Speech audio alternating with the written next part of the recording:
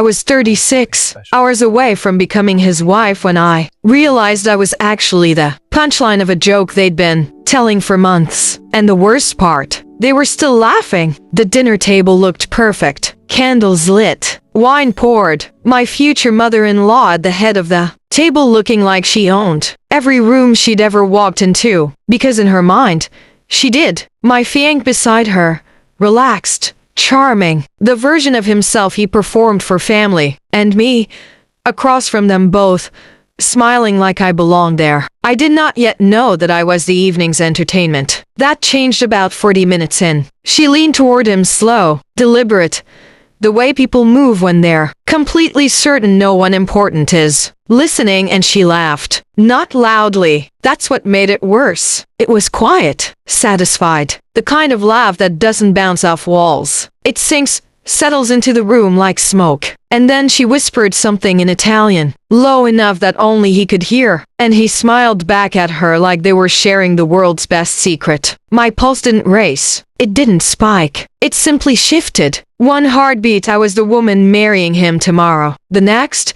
I was someone else entirely, cooler, steadier, already 3 moves ahead. I reached for my wine glass. I smiled. I said nothing, because here's the thing they never accounted for. The one detail that unraveled everything they had spent months carefully building. I understood every single word she said. But let me back up, because the story doesn't start at that dinner table. It starts the way most betrayals do, quietly, and long before you're ready to call it what it is. I was not a naive woman. I want to be clear about that. I had built my life with my own hands, stable career, real savings, a reputation I had earned carefully over years. I didn't fall in love recklessly. I fell in love deliberately.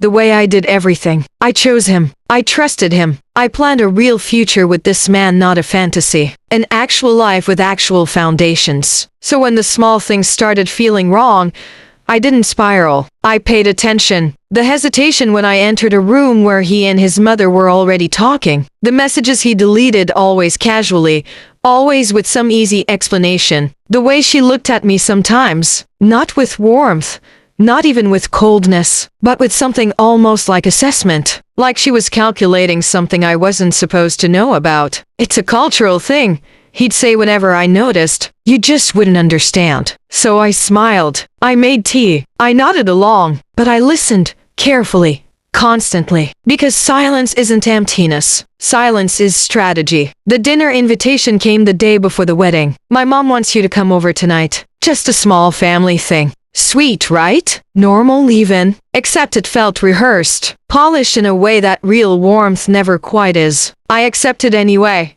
Calm and pleasant. Already quietly suspicious. The evening tasted like performance from the first course. Compliments that landed just slightly too perfectly. Smiles that didn't quite reach the eyes. My fiancé kept checking his phone like the room was temporary. Like he was somewhere else in his head, just passing through. His mother evaluated everything. I said with the focused attention of someone conducting a final interview. Then, near the end of the meal, she leaned forward, eyes bright, voice warm, completely certain I was clueless. And in Italian, smooth and casual as breathing, she said, "Let's enjoy this evening. She'll never know what tomorrow actually means." He laughed, quietly, comfortably. They clinked glasses, and something inside me that had been trembling for months simply stopped, went still, went sharp. I didn't cry. I didn't confront. I finished my drink, smiled the way I always did, and quietly let the future rearrange itself inside my head. Pain does that.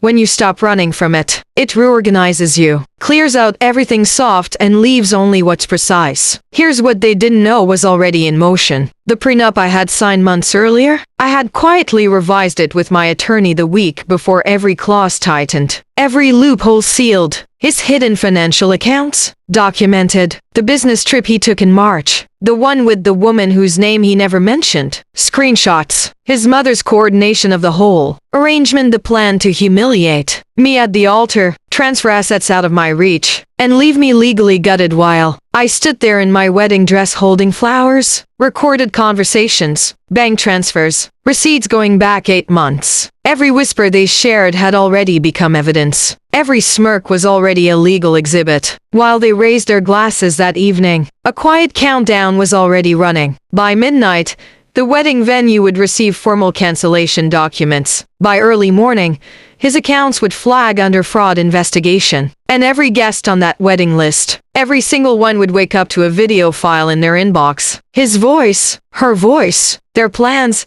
their laughter, their words, all of it lawyer-reviewed, time-stamped, and absolutely undeniable. I didn't build a scene. I built a case. There's a difference. Scenes are forgotten. Cases have consequences. Before I left that evening, I did one last thing. I reached across the table and took her hand gently, warmly, the way a grateful future daughter-in-law might. She relaxed immediately, let herself enjoy the moment. Victory, she thought, was already secured. I leaned in close, looked her directly in the eyes, and in Italian fluent, unhurried, absolutely perfect, I said, I understood every word. And tomorrow, you lose everything. The color left her face so fast it was almost architectural, like watching a building lose its foundation in real time. His fork hit the plate. The air in the room changed completely. No screaming, no chaos, just silence. And inside that silence, the specific sound of two people finally understanding what they were actually dealing with. I stood, smoothed my jacket. He reached for my arm and I looked at him the way you look at something that used to mean something. This was never love to you, I said quietly. It was an investment. And tonight it crashes. I walked out without looking back. Not once. By the time I got home, the calls had already started. Lawyers, bank managers, venue coordinators, wedding guests opening their phones to something they did not expect. On a Thursday night, morning came with consequences moving faster than their panic could. And me?